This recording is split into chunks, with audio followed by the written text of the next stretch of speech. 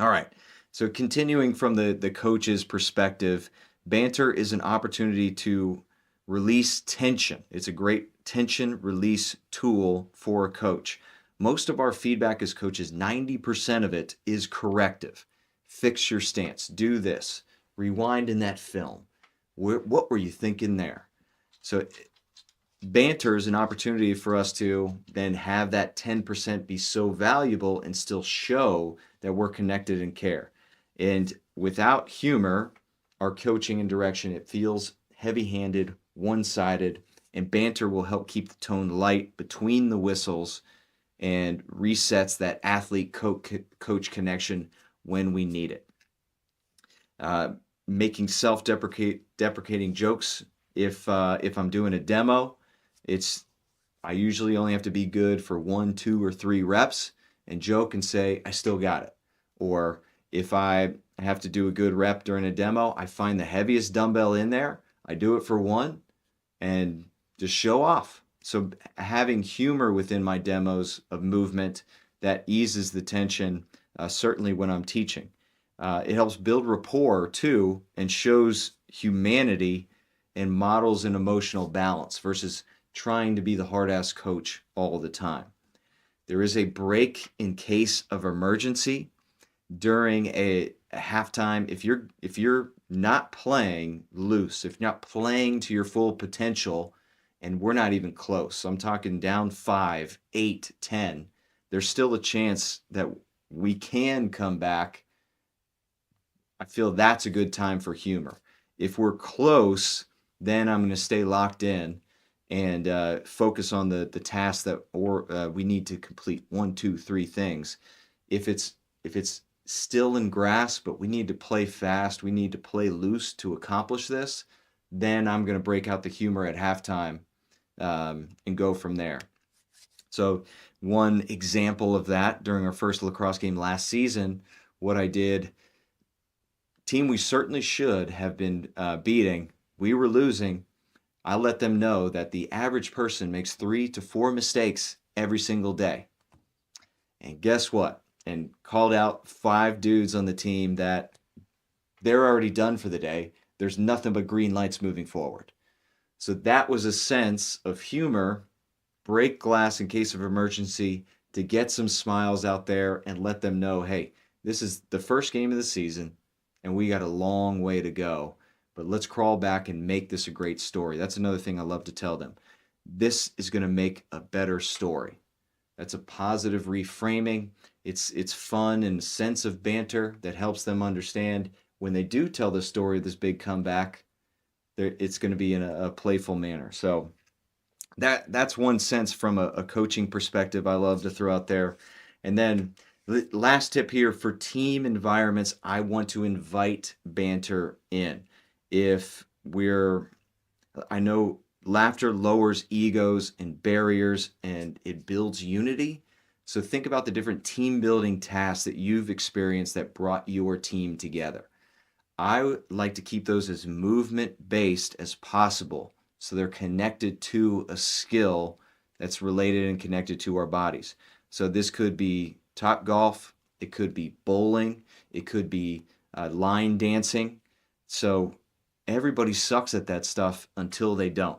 We get an opportunity where even coaches step out there and show them what a piss poor golfer I am.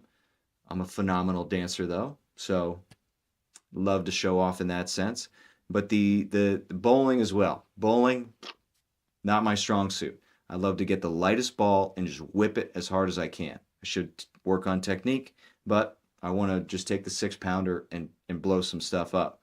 But I work humor into that. You're going to have kids that suck and they're learning to laugh at their own mistakes. It's similar to how we want to run certain practices, or if they're taking it too seriously, then hey, look, we're just having fun here. It's a movement. If there is a kid that needs humbling within our team, this is an opportunity for them to have some fun, give some trash talk, receive some trash talk, and then bring it down.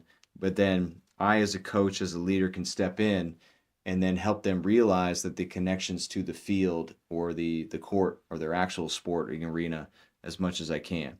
So everybody stepping into an environment, movement based, that they suck at, it is a trust multiplier. We're all vulnerable, we're learning, and we're laughing, and that just builds trust across the team. So, yeah, pickleball, bowling, dance, golf, where you may have some studs on there, but they're usually the mystery stud like the backup quarterback that's amazing at golf. He's got too much time on his hands. He should be practicing more football, right? So then I turn his skill, his amazing skill at this random sport, into some more humor, right? Um, so this also starts to build inside jokes, shared stories. We went ice skating one year in my college. Went in D.C. so they had the Washington Capitals practice rink that you could rent. Well, we rented as a team. It was hilarious. You had amazing, and then I've told the hilarious story of one of my teammates, Latimer, just staring down dudes in his underwear and a shirt that says "Every dog has a day." Well, he was terrible at lacrosse, but guess what? We all step into this practice arena for the Washington Capitals, and we're all sucking at ice skating, and Latimer just kills it, just doing amazing speed skating, acrobatics, and just blew everyone's mind. Nobody knew. Now he's making us all look bad and idiots. So uh, inside jokes, my teammates, and in those environments, we're not focused on our sport. It allows teammates to let their guard down and create this secret language of trust and inside jokes. And my teammates hammered me on a lot of different things, and that people would later try to use as ammunition against me as an athlete and even in the professional world. My height, my hobbit-esque features, how much I sweated, and guess what? The trash talk I heard from sidelines in the games. Hilarious. Number 14. Why is your jersey soaked? Did you get a swirly at halftime? A la Lynchburg College, where they had couches on their sports track that surrounded the field. You had guys just yelling at me, sweating through my jersey. Well, I had heard it 1,000 times from my friends that then prepared me to just turn and laugh and give the frat bros a thumbs up. Like, that's a good one. So, preparation, trust, camaraderie, so much good is coming from Banter. It's a balanced test for you as a coach. So I'll throw some questions out there, and you can even extend these to your team. But who can you joke with and still know that it's love based, it's compassionate with the humor?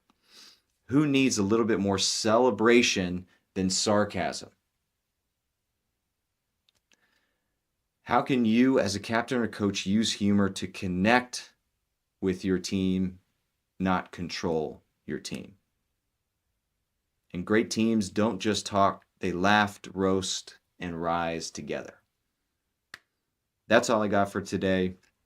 Shout out to CJ. Shout out to all my teammates for giving me a hard time and helping me developing those social emotional calluses. I appreciate each and every one of you. That does it for another episode of the Captains and Coaches podcast. If you want more, I throw up all of my notes into the newsletter, detailed tools for how you can apply that. Head to captainsandcoaches.com, and we'll help you raise the game.